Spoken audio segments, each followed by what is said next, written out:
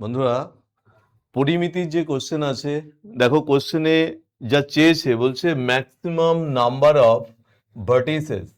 Quader number of vertices চেয়েছে তার এখানে চারটে ডেটা আছে। আগে জানতে হবে যে প্রত্যেকটা শেপ কি এবং ভার্টিসেস গুলো বা শীর্ষবিন্দুগুলো কোনটা কিরকম হতে পারে।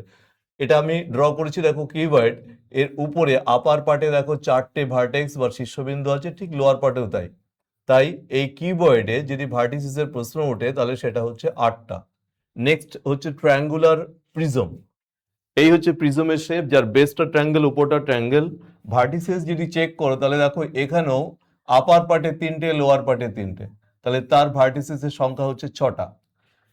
হেক্সাগোনাল পিরামিড, যার বেসটা হচ্ছে হেক্সাগন এবং পিরামিড জানি আমরা উপরে একটা জায়গায় গিয়ে মিশে যাই, তাহলে এর যখন ভার্টিসিসের কথা ভাববো তাহলে নিচে দেখো 1টা, 2টো, 3টে, 4টে, 5টা, 6টা হচ্ছে ভার্টেক্স আর উপরে একটা, তাই এর ক্ষেত্রে নাম্বার অফ ভার্টিসেস হচ্ছে 7টা।